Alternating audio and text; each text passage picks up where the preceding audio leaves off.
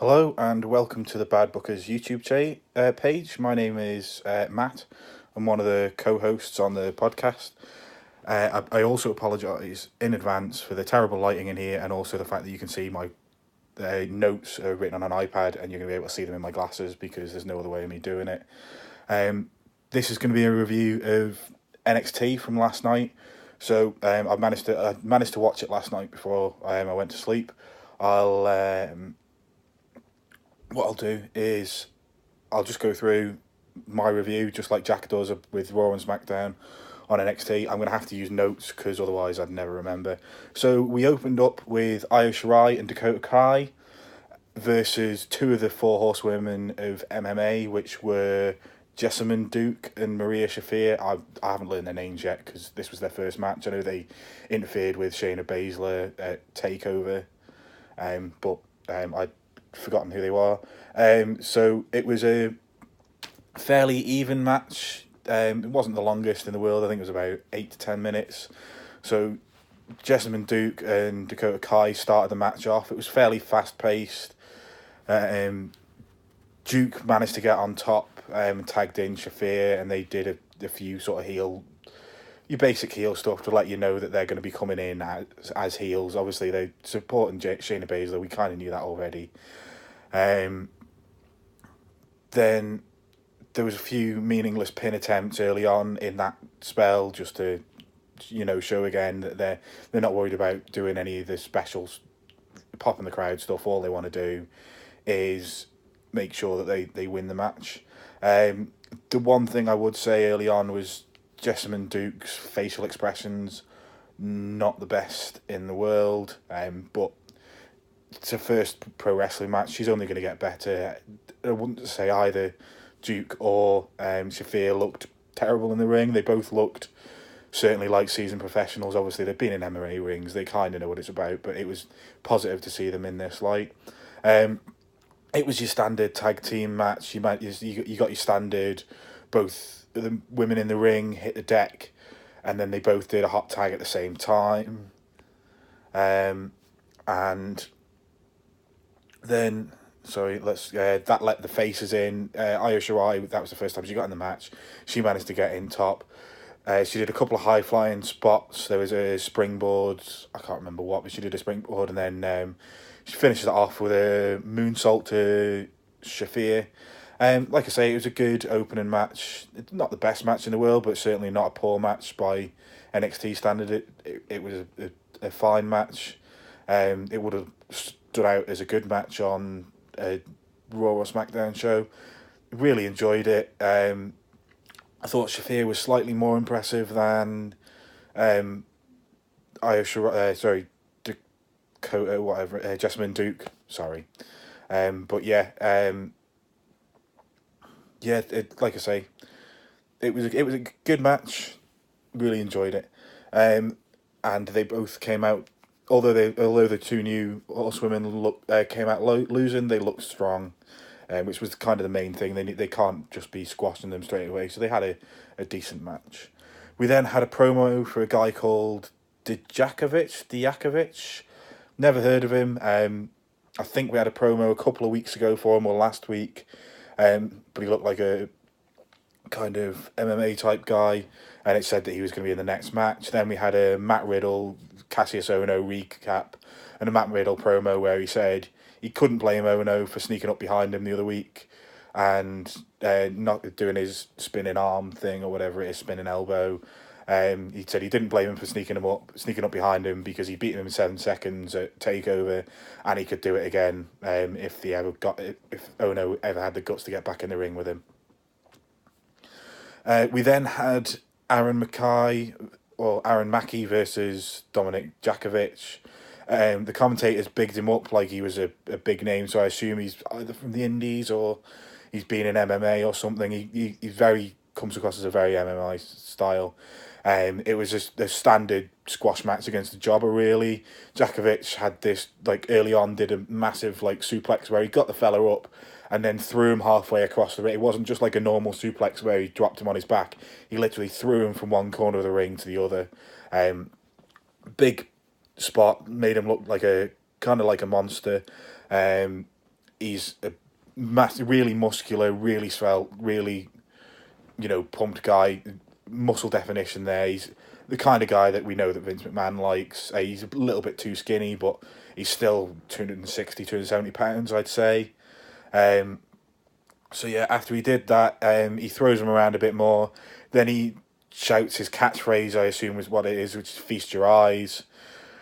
Gets the guy into what I assume is his finisher, where he gets him in a torture rack, and then almost like an F5 to bring him down, but drives the other guy's face into his knee, which hits supposed to look like it hits a fella between the eyes,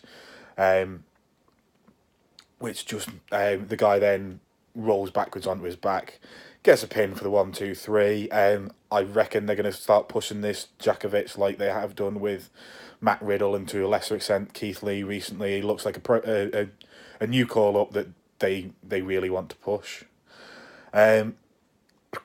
Following that, we got a promo which really confused me. I know Heavy Machinery beat up Undisputed Era last week or the week before, but we've got a title match for Heavy Machinery, who are going up. And we had like a big promo for them, bigging them up, which I was like, yeah, meh, they're going to the main roster, it doesn't really matter. Then they said they're having an NXT tag title match, which just confused me. I've written down here in my notes, but they're going up. What? Why? What? I just don't understand. But yeah, they'll have a title match with Era. I think it's on next week, or it might be the week after, on NXT. And that'll be, I would assume, their last match down in NXT before they hit the main roster. Wherever they go on the main roster, they're just going to be treated as a joke tag team. I can't see them doing anything on the main roster, especially with the way tag team wrestling is up there. But we'll wait and see. We then had William Regal. They had that thing where they put a tweet up from somebody. It was a William Regal tweet saying, because of Io Shirai's performance in the tag match at the start, he's going to put her in the number one contenders match with Lacey Evans, who again is going to the main roster, so we know isn't going to win, Bianca Belair and Mia Yim for next week's Fatal 4-Way for the number one contender for the NXT Women's Champion. I assume that number one contender will then get a match at the TakeOver when the Royal Rumble weekend, but that's not been confirmed yet. We then had a Heavy Machinery match where they faced two jobbers. We didn't know their names before the bell went. I think they might have said each of the individuals' names, but like it wasn't anybody that anybody had ever heard of. They were just two skinny, what looked like school kids, that had been pulled out. Neither of them were muscle. They was just skinny, small people that they could just throw around. It was a standard squash match until Undisputed Era came out to the top of the ramp to distract Heavy Machinery.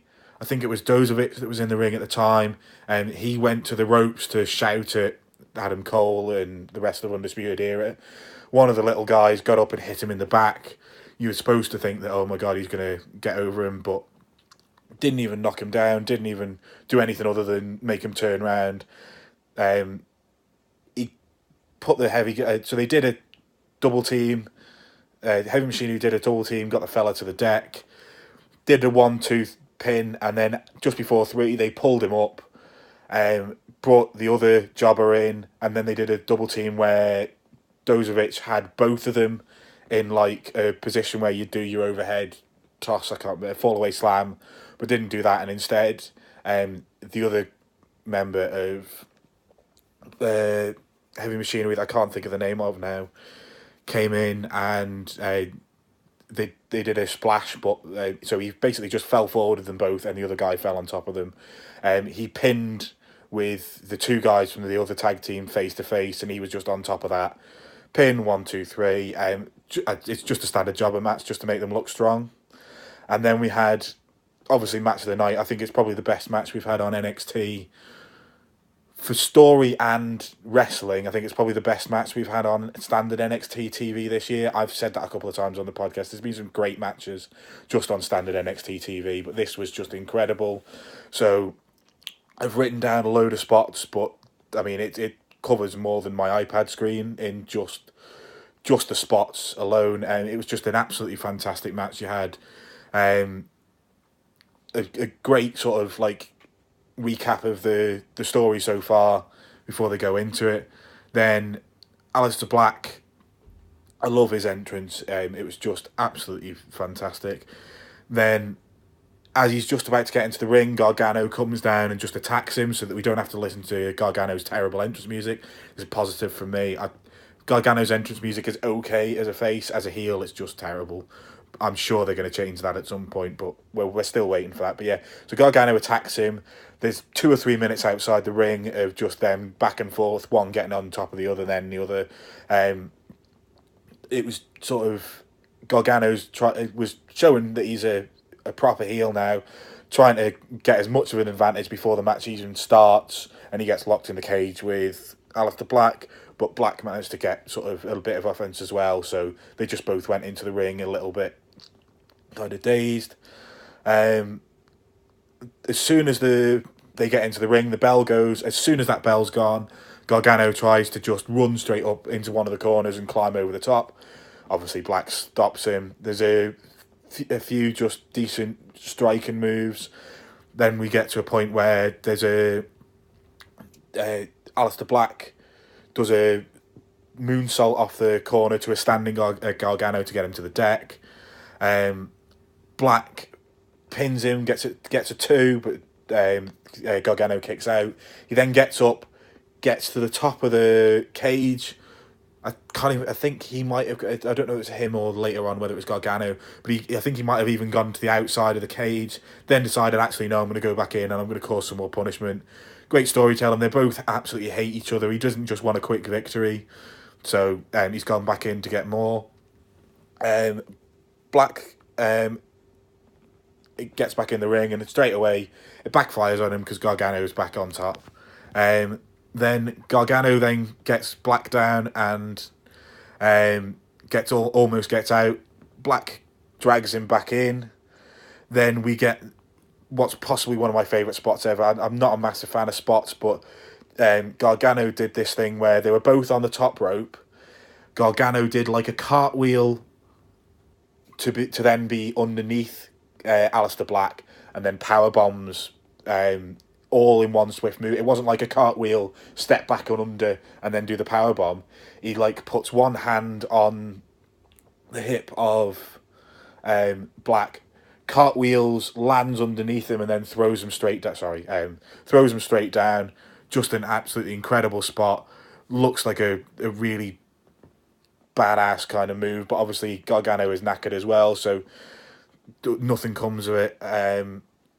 They then have a bit more of a fight. There's these standard cage spots. Really, like I say, really good match.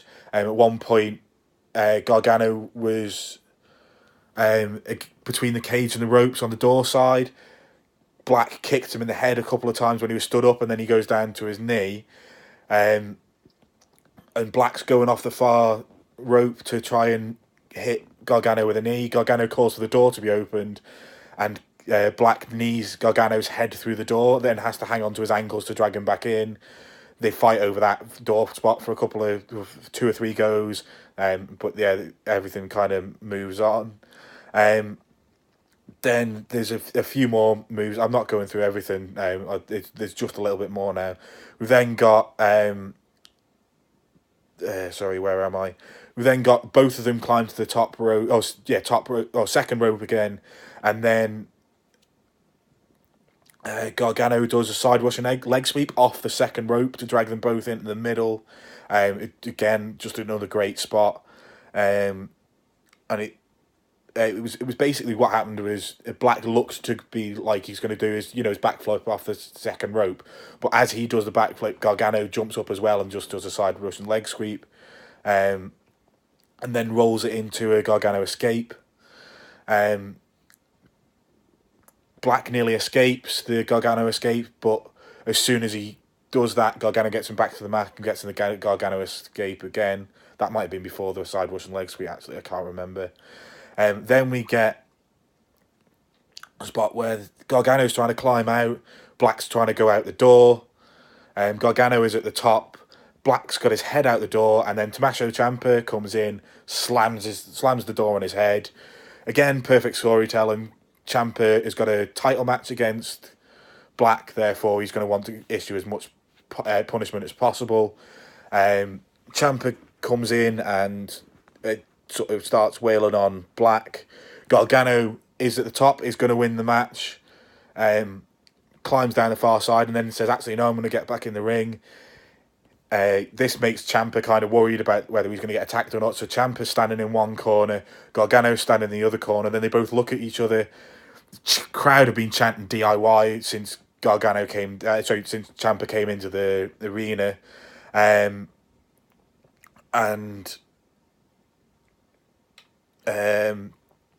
So that's kind of when they do their double knee strike or double kick, whatever the DIY double team finisher thing he was.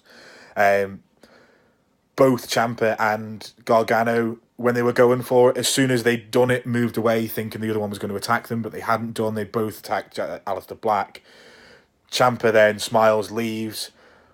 Gargano pins Black for the 1-2-3, and then sits in the Aleister Black pose, just kind of resting in his laurels. There was a few other spots in there. I know Black did a Meteora, there was a few other bits and bobs, but those were the kind of the main spots, and it was just, like I say, an incredible match, incredible spots, incredible story. It's just a fantastic match. I urge you, if you have got the network, go and watch it, because it even if you don't normally watch NXT, it's just brilliant. I think the episode was a little bit short tonight. I think it was only about 50-55 minutes. I'd watched the entire thing. There wasn't a bad match on there. Yes, there was a couple of jobber matches, but it was a good NXT. They're building, obviously. I think they've got a title match and a number one contenders match next week. So the title for the NXT tag titles with Heavy Machinery. We know they're going to lose, but it'll be a good match. And then we've got the Fatal 4-Way for the women's number one contender. Again, that's going to be a great match.